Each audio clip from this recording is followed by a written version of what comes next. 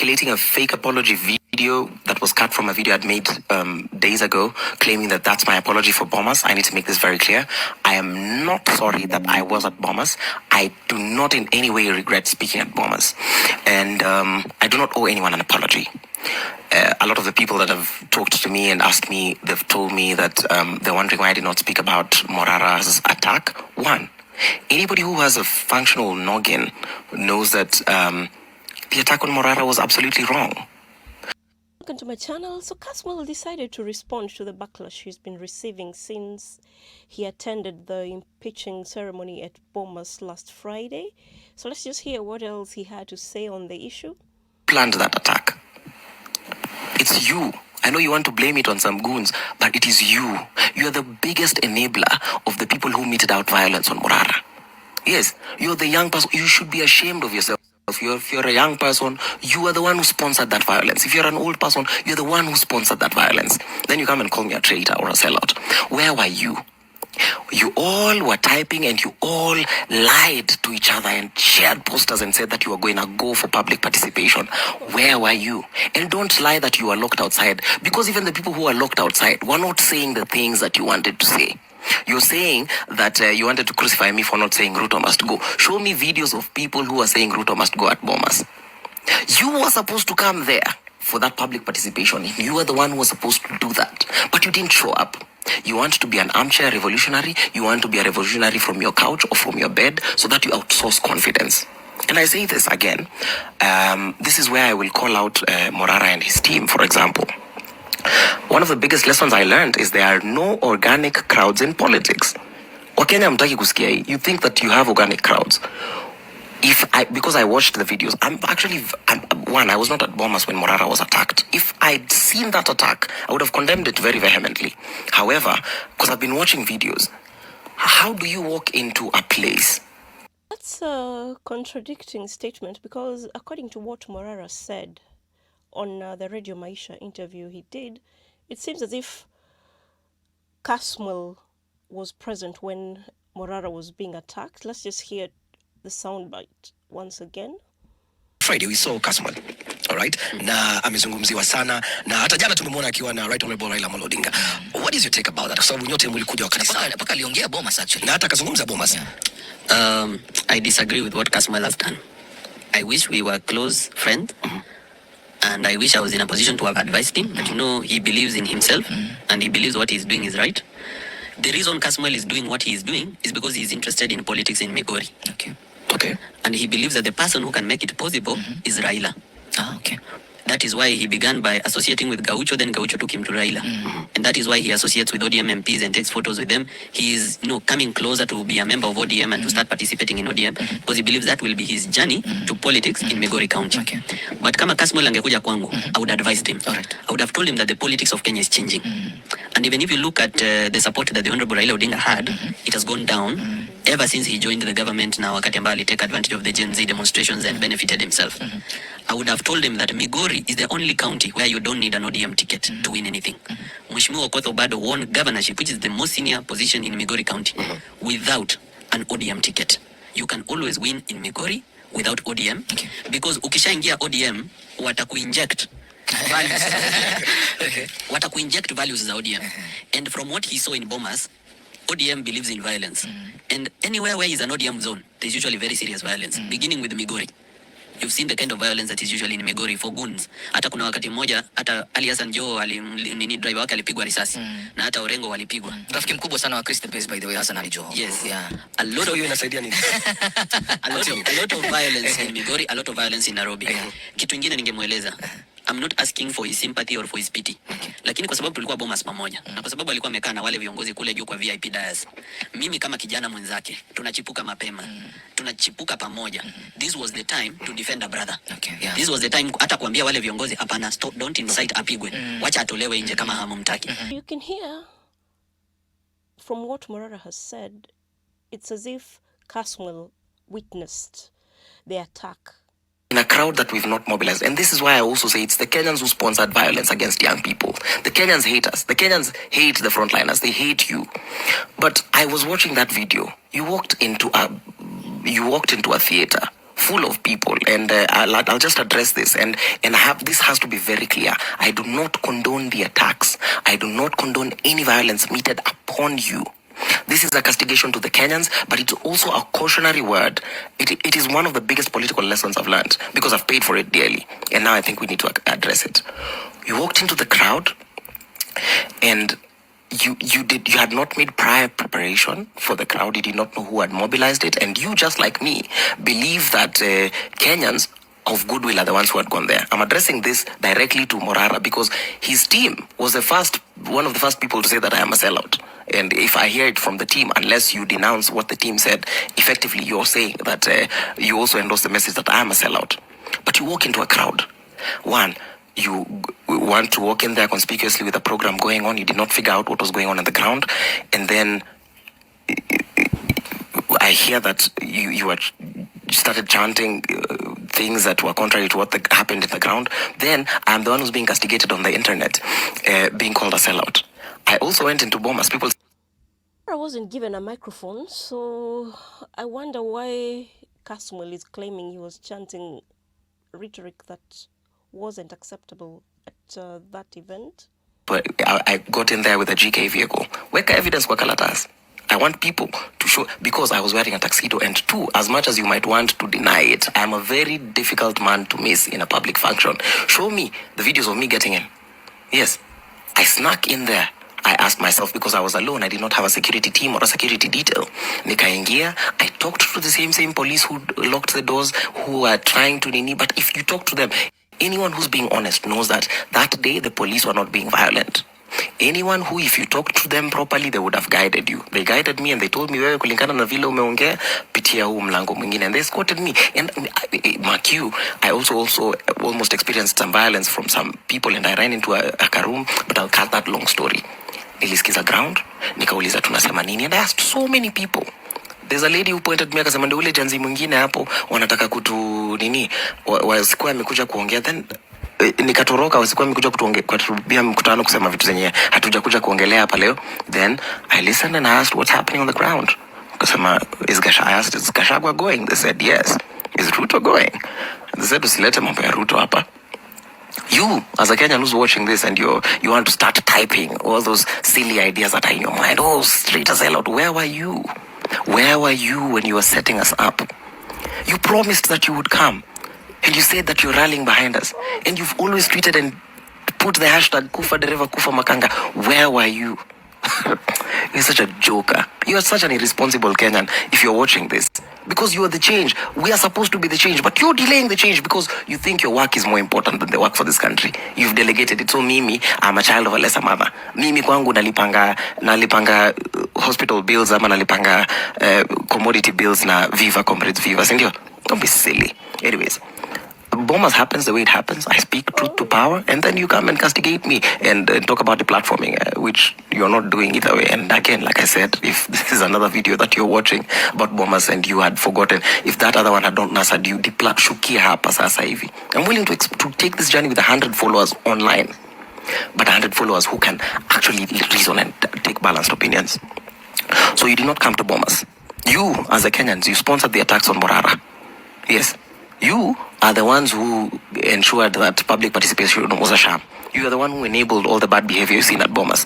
How, you ask? Because you did not come. Because you're not a man of your word, you're not a woman of your word, and all you thrive in doing is bringing people down and insulting people. That's your contribution. Yes.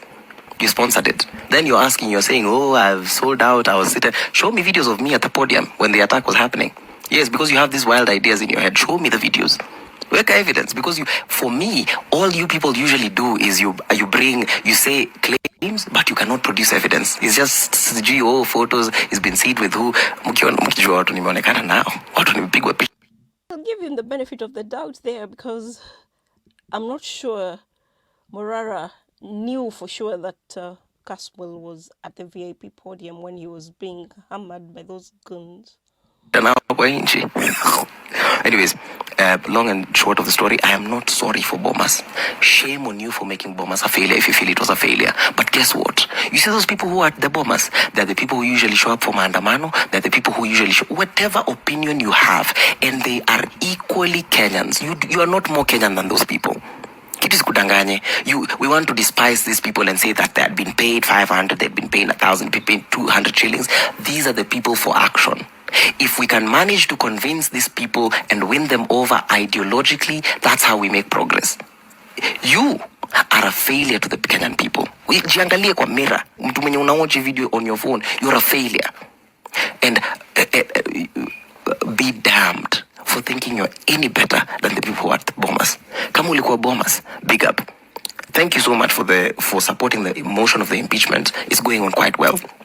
But kama pia ulikuwa Bomas, I would want us to think about politics differently. There's a way we can do it. There's a way we can do it peacefully. There's a way we can do it sustainably. And I believe that kama ulijitolea, ama hata kama ulimobiliziwa, it shows that your material conditions cannot allow you to stay at home. Regardless, I'm not judging you for receiving money from an MP or whatever, because kama najiita mtu anaweza mobilize, I should have out-mobilized those MPs. I should have found the thing that would have been more convincing than money, but I didn't. Mkenya pia asijaribu kukudharau. All of us are Kenyans, na tutapeleka tu hiki tu pole pole. Again, we cannot be the country that tolerates, that promotes intolerance. If it is a safe democracy, we kama unataka Gachagua abaki, ama unataka Ruto abaki, you are as much a Kenyan as the people as we who want the entire presidency to go. So in protection of our democratic space, in finding that middle ground, in treating each other as humans, that's where we'll find the change. That's where it's going to happen. And I know it's going to happen. Yet again, I'm not sorry for Bomas. Bomas was my first day in politics. It's a day I learned very key lessons. There are no organic crowds in politics, most of the times. Do not grow to a crowd that you've not mobilized. If you do, study it first. 3, any crowd that you see in Kenya is probably made of Kenyans. There's a way that if we truly listen to what the people say, without trying to advance our agenda, without trying to look like heroes, it's very easy for us to convince these people. And 4, we win people over by speaking with them, not talking to them or talking at them.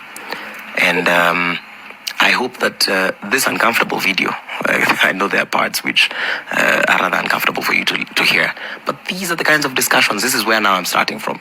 This is where we are building it from here. Now we'll start it as a rough course discussion, and then as we go, we refine it as we go. But I'm not sorry for Bomas. So you've had, but he was throwing jabs at Morara. So let's just see how people reacted to that video. Someone said, about a month ago, your posts could gather over 10,000 impressions and almost 100 comments in under 5 minutes. But sahi watu wamechoka na wewe bwana. Who doesn't know that it is the ODM dogs led by TK Kajwang and Beatrice Elachi? Yeah, the ones that mobilize the goons. We don't want to hear. Go on here is inquiring why he did not condemn the violence on the spot. You've heard he said he didn't witness the violence, though according to Morara, he was present. Stop meandering around. If you're going to penetrate. Somebody said there, never argue with someone who believes their own lies. Kasmuel is a very interesting guy. He's been coached to tell us this. Why take a whole week, meet Raila and etc. before you show up with a cooked up explanation like this? If you're being honest, why couldn't you tell us these reasons the following day when the heat was still too high? You have become so irrelevant and useless nowadays. At least dine with them before they get rid of you. I think that one is referring to the ODM politicians that he's collaborating with. That's how Raila advised you to play with our minds. Penda kisu kijana. You got there and knew you would not be allowed to tell anything more than half a truth. You should have left. Instead, you choose to help legitimize the sham of a process, and you put the backing of masses who are behind you in it. Yeah, that's a valid point. Another one says, this is the way to go. I never supported your approach, but now you have seen the light and are now giving in the right direction. You have gained me as a supporter. Real change is not brought by likes, hashtags, and being liked. You are now in the right path. A supporter there. The day Morara was being arraigned in court, hardly a week before the events at Bomas, you were chanting, Kufa dereva, Kufa Makanga. You were speaking of justice to the victims of the illegitimate regime, but you matured up so fast. That is matured in quotes. The power of money. Aki pesa wewe. Yeah, that's a valid point. You did your part, comrade, and you're very right. The people yelling here are the biggest letdown. We are quick to bring upcoming leaders down, and at Bomas, you made the right choice. Learn and then bring back the lessons to the revolution.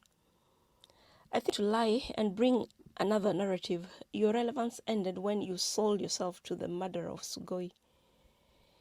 And if that's what Raila told him to say, let the young man make his fair share of his youthful mistakes. Let's allow him to learn from them. But he has brought himself forward as a Kenyan of goodwill. Tumpe time, I think he's a good guy. And the other one came up with a poster. This fellow is unapologetic. He has been taught by the Bondo conman, remove him totally. So this one is referring to Raila. So you can see that post is urging people to unfollow Kasmuel. And then they've branded him Tomboya Mwitu, because when the revolution first started, he was being likened to Tomboya. So now he's being likened to a fake Tomboya. Why yesterday when I did the video on the same subject, I said maybe ODM miscalculated by thinking bringing Kasmuel into their fold would in turn influence the Gen Zs who are looking up to him, because he was one of the Gen Zs who really stood out.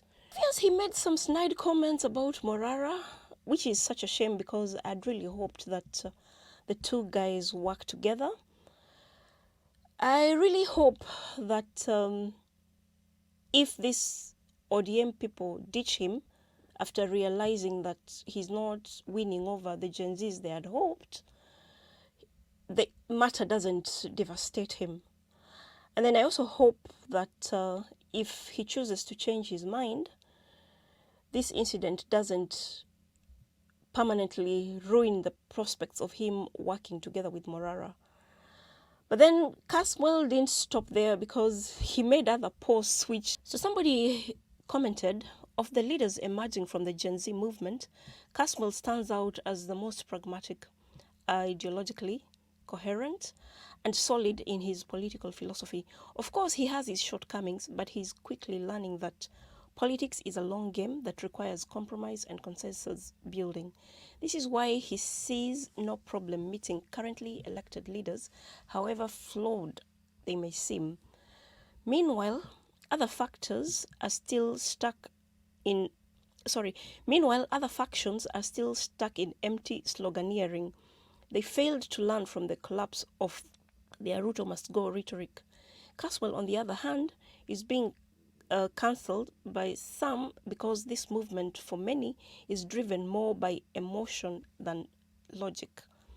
The fight for a better country is a long game. The generations that came ahead of us spent decades securing freedoms, some very basic, that we now enjoy. In these decades, the leaders of these generations learned to survive, to build consensus, and make compromises, because nation building demands it. My brother Kaskazini, that is Kasmuel's handle, don't stay on the streets too long. You need a platform that can help you grow and build your portfolio. Ignore the naysayers. I'm sure that's an ODM person. I thanked the person and said, I'm studying the current political landscape and reaching out to the people to make a connection between what we are saying and what we need and how to achieve it. So that's dandy if the politician you're seeking advice from means well and is not out to use you. So he went on to post another message and said, I'm still interested in understanding Jacom's role That is Raila, for those who don't know, as an individual in the collective that is Kenyan politics. How he's managed to stay this long, how he's navigated loss, and how to effect change in systems you disagree with. I've not yet gotten to the point of joining ODM, but I'm really glad to know it has such a vibrant youth league. I'll reach out for more information. Jessie commented again.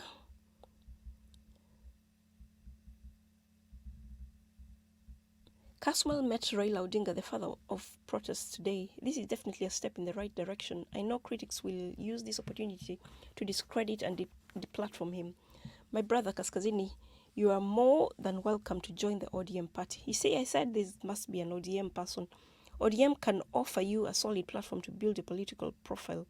You have the potential to lead the youth league and bring a new generation of supporters into the fold. Young politicians in ODM like Babu Owino and Sifuna, who have been looking to take over the party as the chairman, but it seems like the old guy is not going. So seems like now, because there's new kids on the block like Kasmuel, they have been overlooked. In fact, there are rumors that Babu Owino is thinking of going to another party because it's so. We shall remain to see if they'll still welcome him in ODM once he's got no influence over Gen Zs. So just let me know what your thoughts are in the comment section below. Like and share this video. I'm going to link the videos I've done on this issue at the end as well. Thanks for stopping by, and I'll see you on the next one. Bye for now.